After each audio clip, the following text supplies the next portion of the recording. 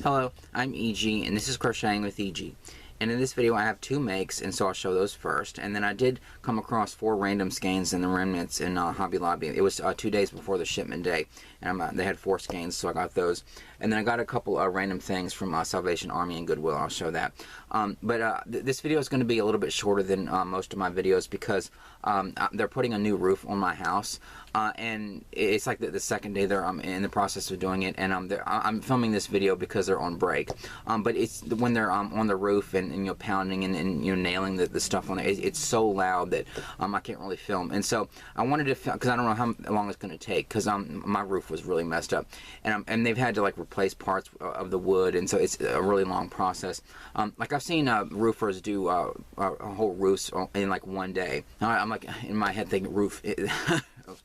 If you saw one of my old videos, you know what I'm thinking of. You know, the whole roof, and like I was barking like a dog. But I've seen roofers do roofs in like one day. But they're already on day 2, and they haven't finished the whole thing. So I don't know how long it's gonna take them to finish the roof or whatever. But it's gonna be a huge relief getting that roof on the house. But it's so loud when they're here. All the nailing and all that kind of stuff, and the scraping, and so I can't really film. And so I wanted to film at least a video so that I would have one in the timeline. And then if it turns out to be a little bit shorter than my other ones, then that'll give me a little bit of a break in the future when I edit it and all that kind of stuff. But anyway, so I'll show the makes first. But I made my mom this like snack bag thing. I just kind of free-handed it. But what it started out as is my mom would take a muffin with her every day, and so I would put it in this little. I ran out of bags, like the Ziploc bags, and so what I had was those. I'd gotten some bread bags.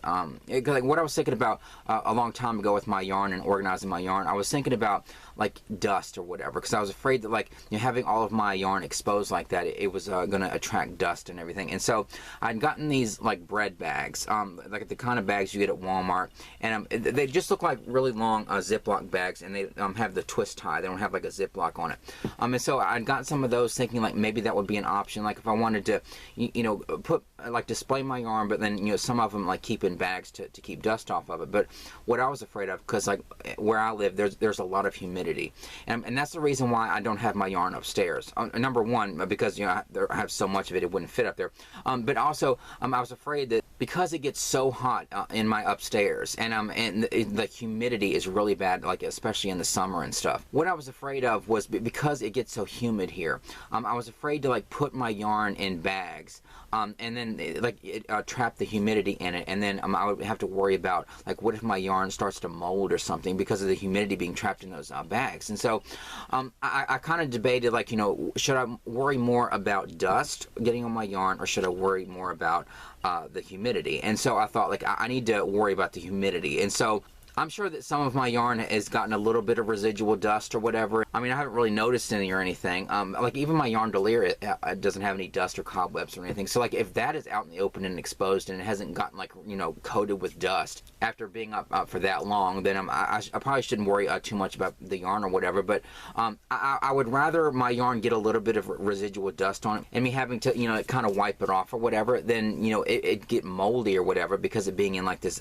bag, and the moisture's trapped in, and then I would have to throw my yarn away. And so when I had that idea, and before I researched it or whatever, and like, you know, worrying about the humidity, I'd gotten a lot of those boxes of the bread bags, thinking that would be a good option for my yarn. But then when I realized that, I took most of the boxes back, and then the one I had opened up just to like look to see what they were like, I kept. And so when my mom was taking a muffin with her every day, I was putting them in like Ziploc bags or whatever. And then when I ran out of those bags, I started to put them in. I had all those bread bags, and I wasn't using for the yarn, and so I put them up in there. But instead of using the little twist ties that came with the box of the bags, I thought maybe I can do something kind of creative. And so I started to do this thing where I was like taking some yarn and like chaining it up, and just like making a long chain, and then I would tie it on there like a little bow, just to add like something creative to it and stuff. Like that's the kind of ridiculous stuff that I do. I do a lot of like traditional kind of creative things, but then I do like ridiculous creative things like that. I'm sure I have like some ribbon somewhere I could have used, but I thought like I have all this yarn, and maybe it would add like a nice personal touch to like her muffin whenever she would take it with her every day. And so I would like, you know, chain up a little piece of crochet, and I'd use like different yarns every day and stuff. And so then I just like, you know, tie it on there. And then what she was starting to do was she was starting to hang them off her rear view mirror in the car.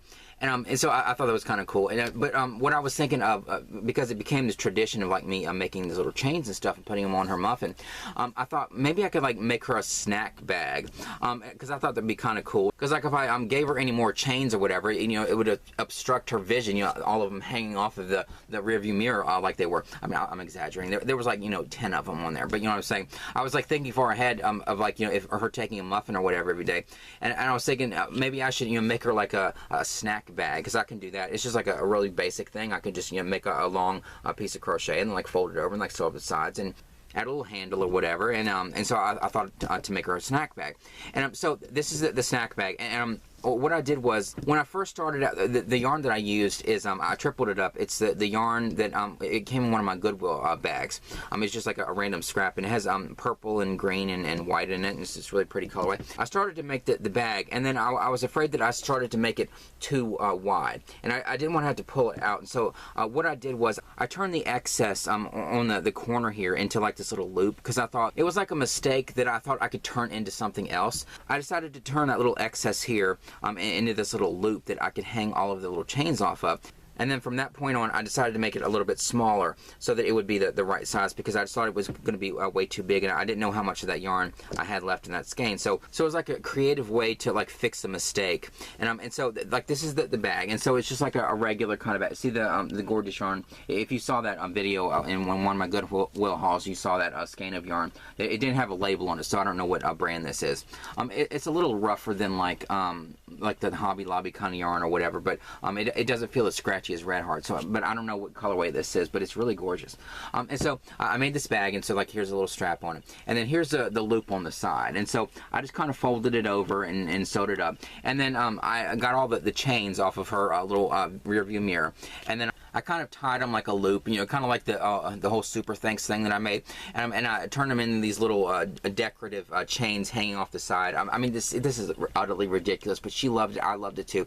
Like, this is the kind of fun, creative stuff that I love to do the most. I mean, I love like the traditional things that I make, and like scarves and hats and blankets and stuff, but like I really love when I make something ridiculous like this, because like nobody else is gonna have something exactly like this. I know that this is just like a random bag or whatever. It's like basically a long piece of crochet folded over and then sewn up the sides and like a little strap on it.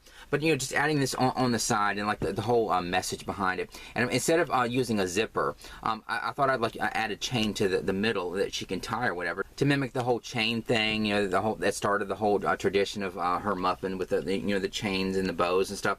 So I just added 2 chains on either side, and you can like, you know, tie it like a little bow. And so like this is what she takes all the time when she has her little muffin or whatever, and her juice or like whatever she takes with her.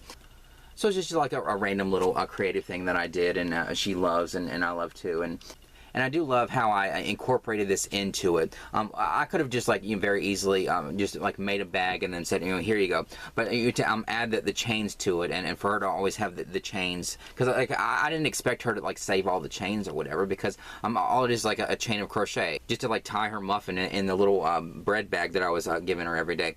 But she was actually keeping them or whatever, and she wanted to, you know, keep it, even if it's just like a little chain. Like, that's how much she loves all the things that I do, and how much we all really appreciate all of the creative things that all of us do. Like, that's just like indicative of like who we are as a family, and who we are as creative people and stuff. Like, that's why, like, when I find a Goodwill bag or whatever, and there's like a hat in it or something, you know, no matter what it looks like, and you know how ridiculous it is, or like, you know, something that wasn't finished. That's why I can't like bring myself to like pull it out and use the yarn or whatever, because I feel like that's somebody's work. Like, that's just how we are as people. We just appreciate to the point of it being probably ridiculous, but we appreciate every single kind of creative thing that we get from anybody. My niece gives me a little doodle or whatever, and I still have all that stuff, and like, or every single picture that she drew or painted, and any kind of like little creative thing that I do for my mom, or that she does for me, or from some of the other people in our family and stuff. Like, we love all of this creative stuff, and we appreciate every single tiny, even if it's just like a chain of crochet that literally took me like a minute to do, and I just like, I didn't even like weave in the end. I just like would do a quick chain or whatever, and then like, you know, leave a little bit on the end so it wouldn't unravel, and just like tie up her muffin or whatever, and she saved every single one of them. And so I wanted to, you know, add that to the bag too. And so So, but I do love this, and I just think it turned out really nice. And of course, she can look at all of the chains every single time she uses it and stuff. But that's the first make that I did. And then Michael, the Crafty Crocheter, shout out. He posted this tutorial for something he called a wind turner. It's really cool how he did that. And so he changed colors with his, but I just decided to, because I wanted to make one because it seemed like easy enough. And I'll link to his tutorial in the description. It just seemed like a really easy thing to do, and so I thought I want to make one of those. And so I got some of my yarn. I used that the loosened threads, the Fiesta Multi. I just wanted mine to be like, you know, this one variegated colorway. And so I made a wind turner, and so that's the other thing. And it turned out so cool. And what I did with mine to weigh it down, but also to turn it into a little wind chime, is I added one of those things that I got from Hobby Lobby, you know, the crochet hooks on a keychain. Because my back door has all kinds of wind chimes on it and stuff. What it started out as is one of our old houses that we lived in. We lived really close to my grandmother. It was my dad's dad, and then his wife, who was my step grandmother. And but she was like one of those. She was like if she was just a neighbor, she would be like, oh God, there she is again. But you know, she was our step grandmother and stuff. So she would come over like literally every single day, almost like, you know, Marie on Everybody Loves Raymond, except, you know, not as like intrusive or whatever as Marie was to Deborah. But she would literally come over every single day. And so my mom said that, like, you know, some days she'd be in there like washing dishes or whatever, and then all of a sudden, like, she would be there and like, you know, scare the hell out of my mom, just like, you know, all of a sudden she was in the house. And so my mom didn't hear her come in the door and stuff. And so because of that, because, you know, she would pop in like every single day, she decided to like start to put wind chimes on the door. And so like I'm sure the entire neighborhood heard every single time we had a visitor in our house, because we had literally dozens of wind chimes hanging like in between the screen door and our door. I mean, it was wonderful and beautiful, and like the sound of it, like opening the door and stuff, was really nice. But it was basically just like my mom, you know, wanting to hear whenever my grandmother came over, because, you know, otherwise she'd get scared all the time because she would all of a sudden be there. But because of that, we just naturally had wind chimes on our doors, like, you know, all the time and stuff. And not because we're afraid that she's going to come over or whatever. She's since passed or whatever. And we've lived in like, you know, 2 other houses since then. But it's just sort of become this like nice thing to have these wind chimes on our door, just because it makes us think of our old house or whatever. And so we have these wind chimes on our back door. The one that we have, there's a couple of them, but one of them that I had gotten on Amazon is because we have gnomes and stuff in the kitchen. And so there's this really cute little wind chime on my back door that I bought for my mom, and has gnomes on it. It's really adorable. So I thought, like, instead of this being a wind turner or whatever, because I don't really have like, you know, any open windows that I can like, you know, hang this in front of and where it would like actually blow, because my windows are kind of covered by shelves of something. Might have a couple windows covered with yarn. But so because I don't have like a window to hang this in or whatever, I thought I could turn this into a wind chime and add it to the back door or whatever, and add something kind of creative and crochet in my kitchen. So I added the little jingling crochet hooks to the bottom of it, because like I was thinking about that Christmas short that I posted. It got a lot of views. I was shocked at how many views I got. Cause it was like during Christmas, and I made that video, and I was like, you know, like jingle bells, and then it turned out it was just like, you know, crochet hooks. I can't believe how many views I got. Because it was just like this random kind of corny idea in my head, like, oh, maybe I can like jingle bells, and then all of a sudden it turns into crochet hooks. It got a lot of views. I don't know why, but I was thinking about that, and I thought, you know, they do kind of jingle like jingle bells, and so I thought it'd be kind of perfect to add that to the bottom to kind of turn the wind turner into like a wind chime, and then it would be on the back of my door. And so that's what I did. And so thank you, Michael, for the tutorial. It's a really easy thing to follow, and I want to make more of these, because this turned out so nice, and it's so cool how it kind of curls around and stuff. I'm sure it does look really good, like turning around in the wind or whatever, but I just don't have any like windows that I can get to open up like that, where it would actually, you know, turn in the wind or whatever. I could probably put it in my kitchen window, because I can open that one, but my kitchen window is kind of like a smaller one, and the one in my living room has my air conditioner in it, and I could put it in my dining room, but I'd rather have it like, you know, in the family kind of like pulling my hair. Put it in the family area. No, I'd rather have this hanging in a place like in the family area. So I just thought it would work better as like a wind chime on my back door. So that's where I put it, and I just think it turned out so nice. I just cannot believe how easy this was. So again, I'll link to his tutorial in the description. So those are the 2 makes. And then I went to Hobby Lobby, and like I said, it was like 2 days before the shipment day. And some days, sometimes it'll be 2 days before the shipment day, and they'll have some yarn and stuff, but not every single week. But I walked in there, and there were 4 skeins. They did have a couple skeins. I think it was 5 skeins on the cutting table, but nobody was around, and they didn't have clearance stickers on them. So what I assumed was that these were ones that were clearanced for this day, and then maybe those other 5 will be. I took a picture of it. One of them is like a really thick yarn.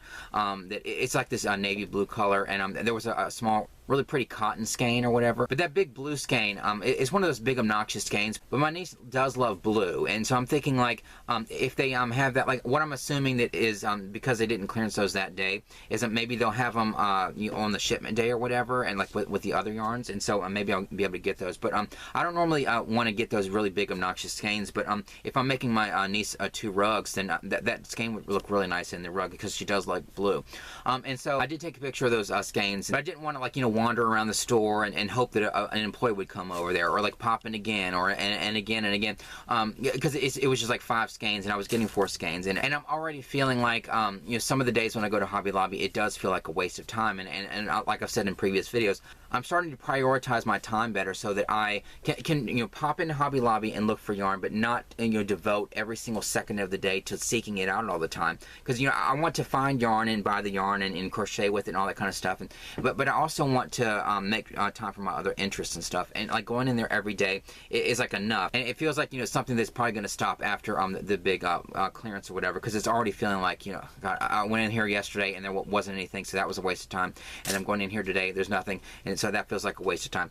Like after the big clearance, if I catch it, I'll probably pop in like maybe on the shipment day, and maybe 2 days before the shipment day. But otherwise, like going in there every single day, it's already getting kind of old, because it's just so much time going in there, and them not having anything. So it just feels like a waste of time.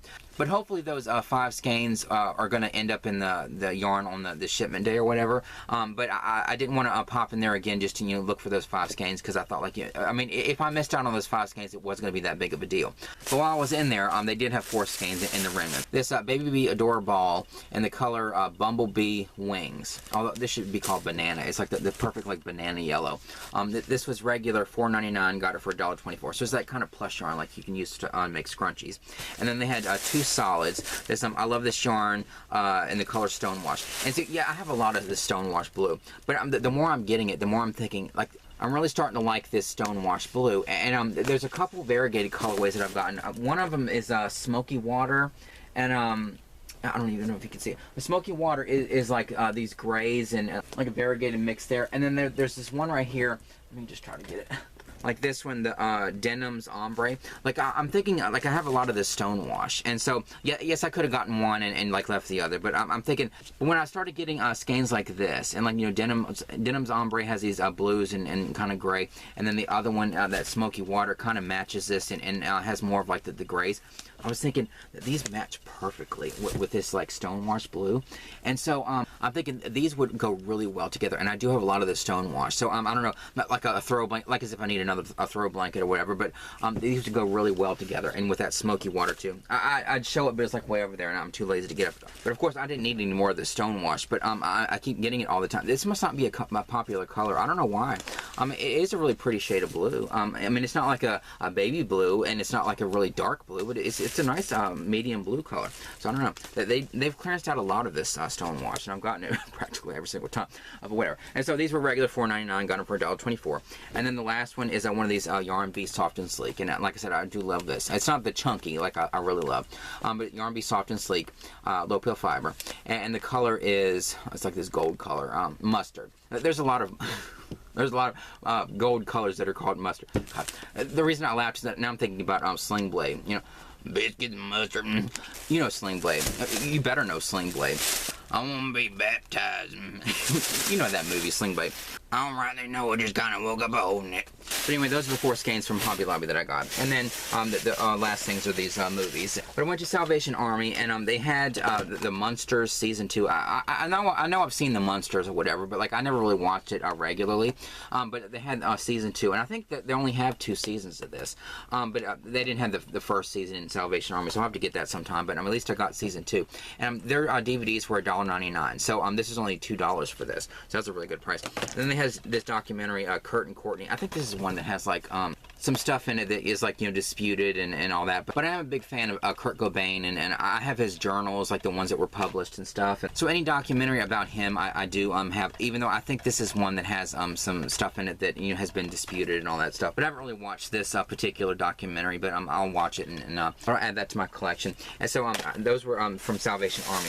And then I went into Goodwill, and they had a Beatles CD. It turns out my mom had this. There was one year when I bought her like the big box set with all of the albums that they released. But then there have been these albums that they released years later. Like this is called Let It Be, ... Naked. It's one of those with like different edits of the songs, and it's more like a stripped out version or whatever, and that's what it's called, you know, Naked. But Shardy had this. Something like this is the reason why I need to get some of my time back from like the hunt for the yarn, even though it's fun as hell. Of course, I love hunting for the yarn or whatever, but you know what I'm saying? There's so many things, like this big list in my head of all the things I want to do, and that looking for yarn every single day, it just takes up so much time that I'm just like, that list is like building in my head. And like one of the things on the list, like one of the millions of things on that list, is writing down like all of the things that we have in regards to our collections or whatever. So I don't accidentally get something that I already had. And I used to keep track of all of my DVDs and Blu-rays and stuff, so I didn't double dip on things, unless there was like something extra in the version that I found at the store. But I used to keep track of all that stuff, and even that I've kind of let go. But I need to keep track of like all the stuff in my mom's Beatles collection, and all the stuff in like my Lucy collection, and all my like nostalgia, and like when I get Goosebumps books or you know, like stuff like that. I need to keep track of all that stuff so that when I'm out and I come across it all the time, I can look at it and think, okay, there's this, you know, Let It Be, you know, Beatles album, whatever. Does my mom have this? And I can, like, you know, I was going to say, like, you know, pull out my phone. I don't even think this, like, flip phone would, you know, hold that much storage or whatever. But I do carry around these little notebooks all the time. And so I thought I could, you know, write down all of the stuff that we have in our collections in these little notebooks. And then I can kind of go through. Because I still have the little books I started to keep track of all of my DVDs and stuff in. I need to, like, you know, update that. And then have little notebooks for all of the stuff that we have. So that I don't double dip. So this will probably go with my yard sale stuff or whatever. Or what I'll probably do is keep this for my mom so that if something happens to the one that she has, like it gets scratched or whatever, because this is like even in better shape than the other one that she has. Then she'll have one that's like, you know, practically in pristine condition. Sometimes I do that. Like if sometimes I'll intentionally double dip on DVDs of like movies that I know that are kind of hard to find and ones that I really love. Like if I see it out for like $1 or $2 at a pawn shop or whatever, then I think maybe I should go ahead and get this, because I know that my copy at home has, you know, a couple scratches in it, and or it could, you know, get disc rot down the line or whatever. And so sometimes I'll intentionally double dip on things like that, or if I accidentally double dip, then I'll think maybe I can keep this, you know, just in case something happens to one of my other ones. It's not like I have, you know, doubles of like hundreds or thousands of DVDs or whatever, but I do have a small little stack of like my doubles and stuff. So maybe my mom can keep this as like one of her doubles or whatever. But so that was $1.99 at Goodwill. And then the last thing is, in the DVDs, they have these are brand new. They're these documentaries deconstructing the Beatles, like these brand new documentary things. One of them is Rubber Soul, an educational journey with musicologist Scott Freeman. So there's this documentary. And this one's about their album Revolver, and it's the same subtitle. So I guess there's a whole bunch of these. When I went in there that day, they had a cart full of DVDs, and they were putting them on the shelves and stuff. And so I took my time really going through them. And that woman said, "Oh, we have a bunch of movies back there, but you know, we just have to, you know, wait for the space to free up." And so there could be more of these in there. So I'll have to keep popping in there. But I couldn't believe these are brand new. So these were only $1.99 a piece, and so I got those from my mom's Beatles collection. And she didn't have these. She had the CD, but she didn't have these. But anyway, so I should probably end the video now, because they're probably going to be back to finish the roof, or hopefully finish it, or at least do a little bit more on it. Anyway, I hope you enjoyed this video. Like and subscribe, comment down below, and I'll see you in the next one.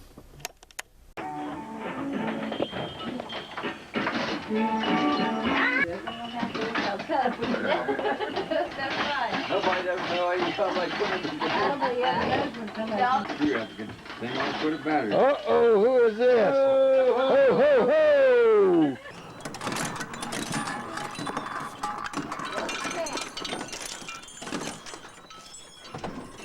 Oh, you got a porch swing. Yeah. Oh, is it? Shut the door, will you please?